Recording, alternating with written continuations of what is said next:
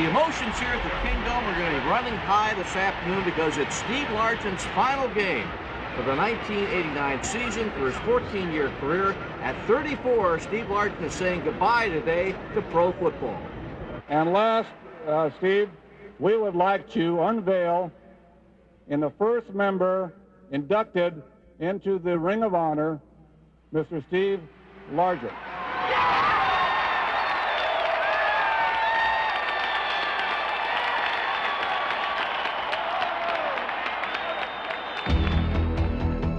He leaves the game as the most prolific receiver in NFL history.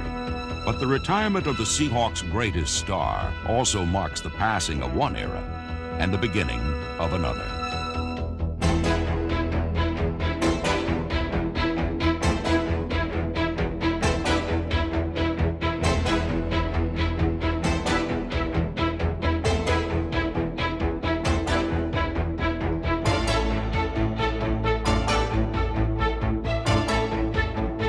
In 1989, head coach Chuck Knox began a search for leadership to deal with life after Largen, turning first to the experienced members of the offensive line. Center Grant Fiesel, 9-year guard Edwin Bailey, 12-year veteran Mike Wilson, tackle Ron Mattis, and 6-year mainstay Brian Millard. Another familiar face, running back Kurt Warner, assumed his customary role as Seattle's leading ball carrier, while increasing his career team record totals in attempts, yardage, and touchdowns.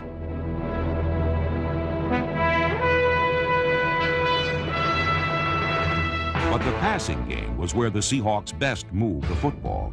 Leading the attack was 10-year veteran Dave Craig, who played in his 3rd Pro Bowl while becoming Seattle's all-time leading passer.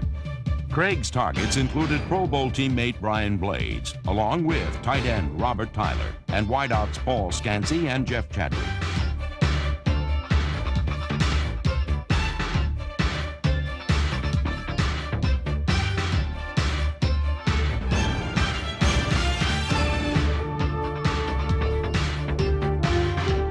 Whenever Craig needed an escape hatch, there was no safer haven than the outstretched hands of John L. Williams.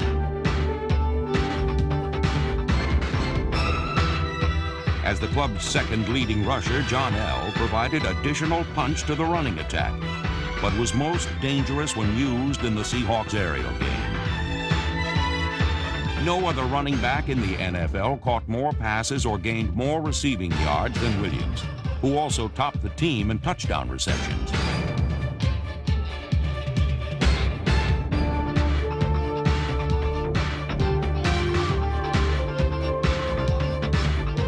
John L. Williams, pro football's top pass-catching runner, and a key to Seahawks' success in the post-Largen era.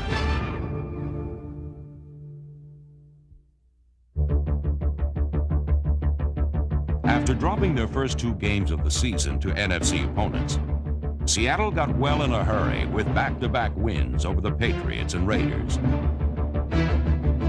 Seahawks offense all of a sudden is charged up here at the Patriot 27. Breaks back to pass. Might go deep. Goes for it in the end zone. Touchdown Seahawks! Lewis, Clyde, and Craig hit him right on the money.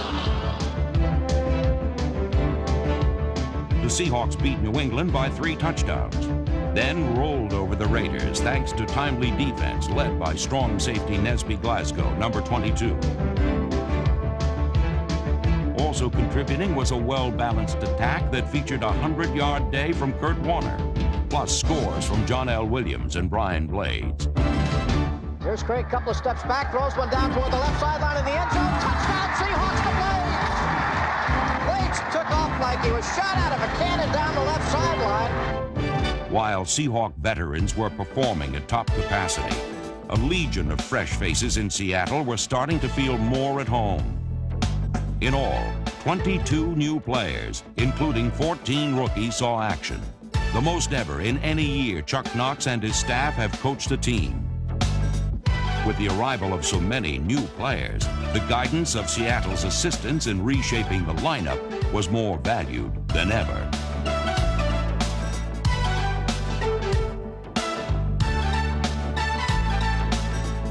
Even with all the newcomers on the roster, there was one group of athletes as familiar to Seattleites as the Space Needle.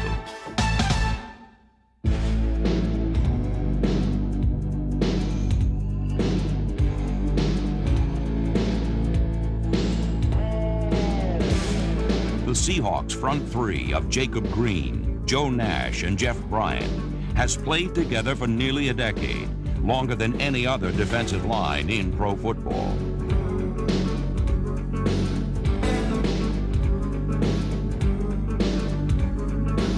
Green, Nash, and Bryant know each other's moves as well as they know their own. Such familiarity breeds contempt for opposing quarterbacks.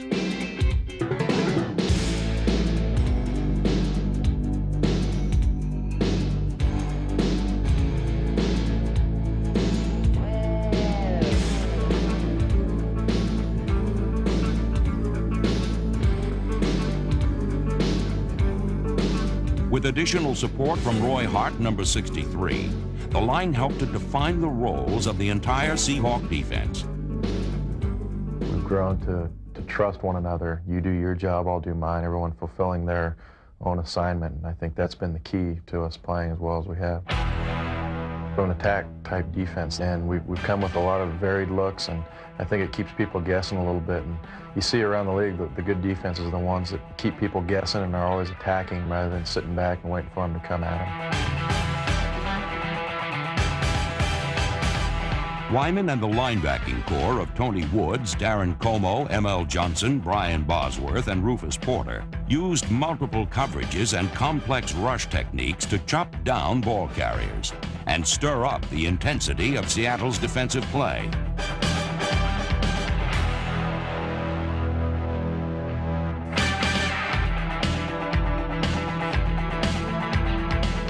We decided that we're going to be a tougher, more aggressive defense. And as far as the secondary goes, you know, we want just to be more aggressive. If you're around a receiver, you know, put him down and let him know he's going to get hit.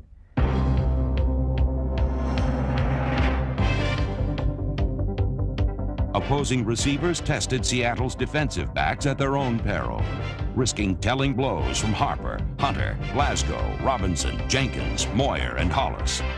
Better coverage and punishing hits helped Seattle's secondary to finish among the AFC's top 5 in pass defense.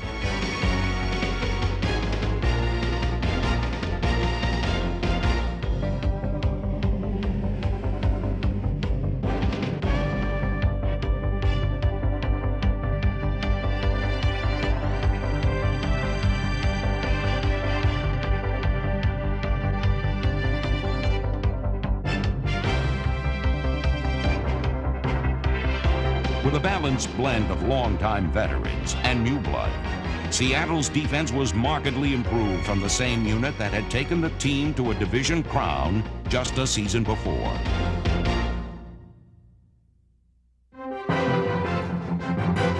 With a kick from Ruben Rodriguez or Norm Johnson, Seattle's renowned special teams were off and running, and opposing returners were in for nothing but trouble.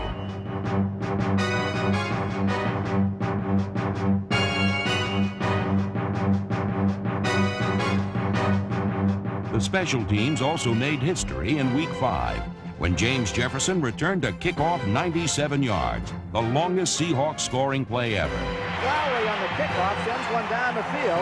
Going to be fielded by Jefferson, who brings it up across the 15. This by one man, begins the 25. This by another.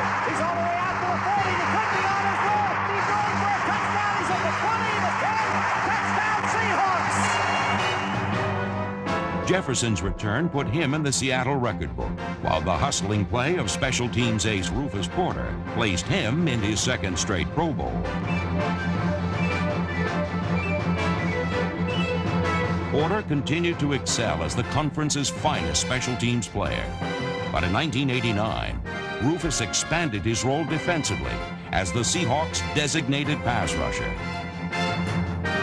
Well, I think my skills are my small size and my speed and quickness. So that's what I try to use on a guy that's 300 pounds or a guy that's 290. You know, I know he can't really move as quick as I can, so I just try to use that against him. The role I play is trying to put pressure on the quarterback, you know, keeping everything inside of me and hopefully get a sack. That's such great effort. I've seen Rufus get blocked 2 or 3 times by 2 or 3 different people on a play, and he'll still keep hustling. He's able to make moves and be under control at full speed somehow. And that's the thing that's really struck me about Rufus Porter, rushing quarterback.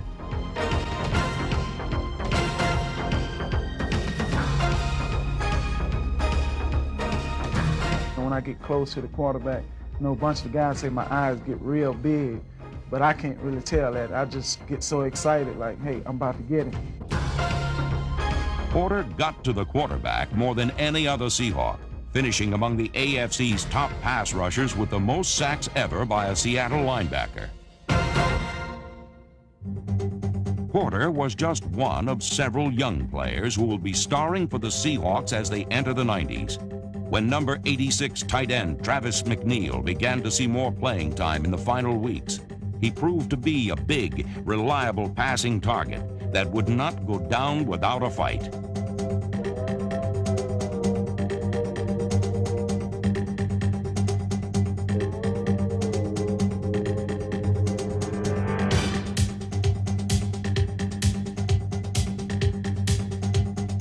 McNeil made the NFL All-Rookie squad, as did tackle Andy Heck, number 66.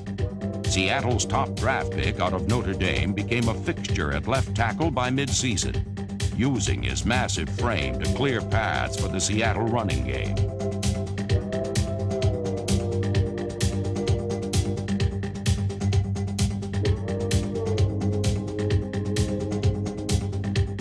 But no other member of the team enjoyed greater success than Brian Blades, the AFC's second leading receiver, a Pro Bowl participant, and Seattle's most valuable player.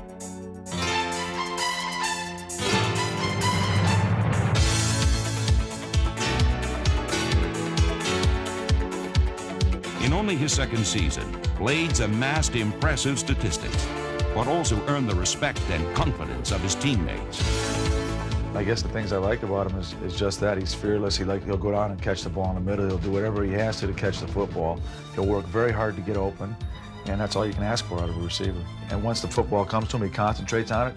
He's willing to take a good hit to catch the football, and that enables the quarterback to have confidence to throw to a fellow when he's in tight coverage. Blades joined Steve Largent as the only other Seahawk receiver to gain 1,000 yards in a season. And like Largent, Brian makes his biggest catches in the clutch. I'm the type of receiver always want the ball in a critical situation. When the game's on the line and you need that big play, I'm the type of receiver that wants that, challenge. I like a challenge. Chargers rush only 4. Craig goes for the pass in the end zone. Touchdown Seahawks! Blades caught that one on the fly, 8 yards deep. And the Seahawks go back on top. Blades and the rest of the Seahawks would be at their best in the final month of the regular season. A 4-game losing streak in November virtually doomed any playoff hopes. But Seattle showed a strong finishing kick, beginning with a Monday night win over AFC Eastern champion Buffalo. Travis McNeil made the longest pass reception ever by a Seahawk tight end. And then Dave Craig and John L. Williams combined for the winning touchdown. Craig back on second down for the pass again, eludes the rush and lobs one downfield, and it's caught on the fly at the 30-yard line, sticking down the 10, is John L. to the 5, keeps going, touchdown Seahawks! A week later in Cincinnati, Seattle's defense beat up on the conference's top-ranked offense, sacking Boomer Esiason 4 times while setting the tone for a come-from-behind win.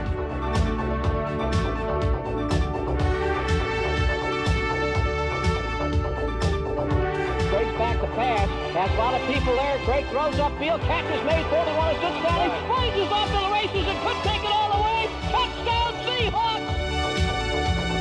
A fourth-quarter touchdown by Kurt Warner wrapped up the victory against the defending AFC champs, setting the stage for a nationally televised battle under the dome. The opponent was the arch-rival Raiders, but But that did not keep the Seahawks from reeling off their third straight win. Cradle operate out of the shotgun. He's at the 15, now throws in the end zone. Touchdown Seahawks with John L. Williams. With their late season surge over playoff contenders, Seattle concluded the '89 campaign with a positive feeling that they would be back in 1990, eager to reclaim their division championship.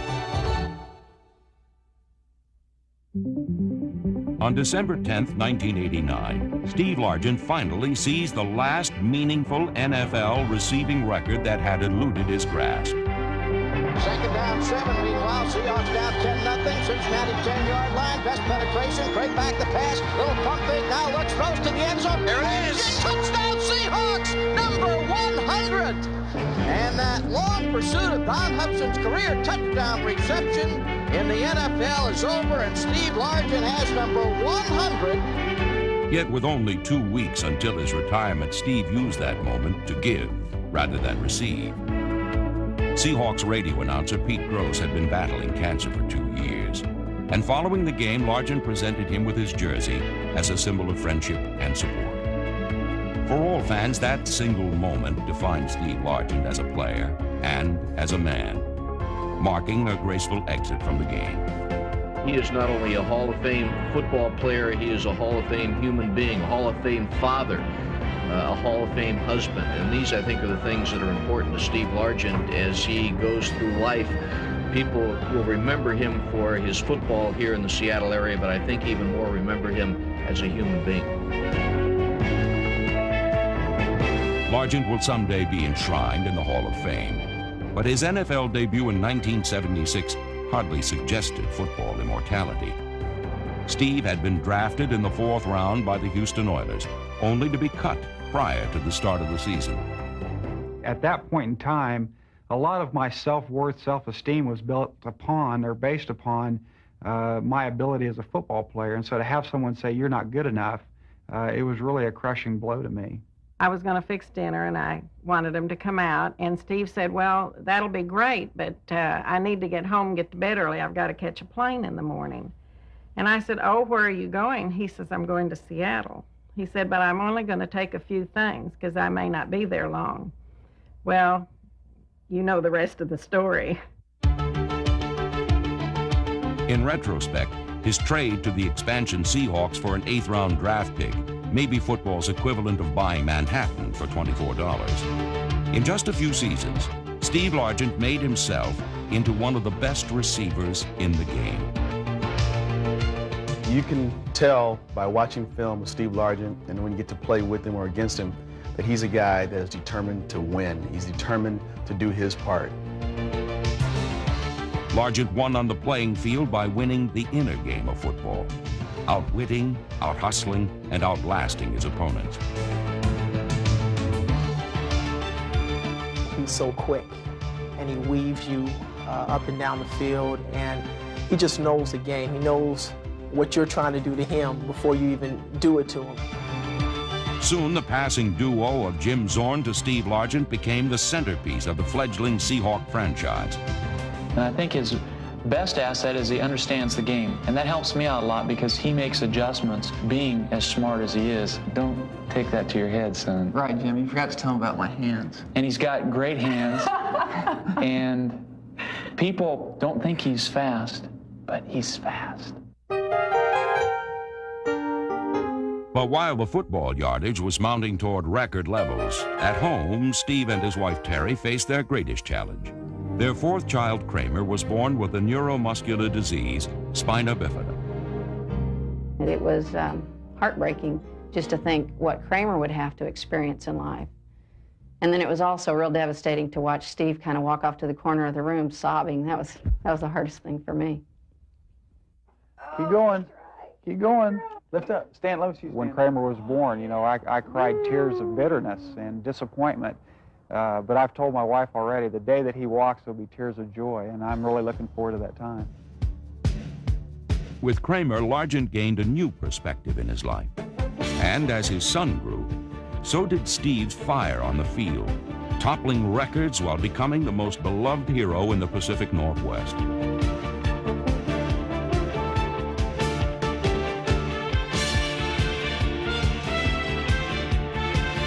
He has meant to the Northwest area as much as anybody has to any franchise in the history of the game, because he was there from day one.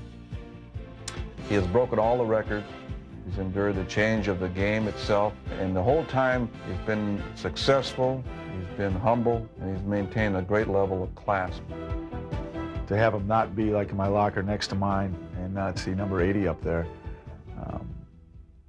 personally, I think I should just leave that locker alone and not do anything to it ever. I've been very lucky and privileged to have the opportunity to throw to a receiver of the caliber of a Steve Largent. I mean, to do it for 14 years like he has, I don't see that happening in professional football for a long time, if ever at all. Largent leaves the game with more catches for more yards and more touchdowns than any player in league history. But now, the Seahawks must begin a new era without him, and Chuck Knox knows what it will take to succeed. There are no problems in life, only challenges, that you must have a plan as to how you're going to attack the challenges that you're presented with. And football definitely teaches you that. It teaches you the perseverance to stay with the task at hand. You see, as a football coach, I never want to walk the sideline and feel that like I'm out there fighting everybody on the other team and coaching staff by myself. I like to feel like, hey, we're all together in this. And all I want you to do is play as hard as you can play, maximize the talent that you have. The torch has been passed to the next generation of Seahawks. By responding to the challenges ahead, Seattle's future stars may soon be writing football history of their own.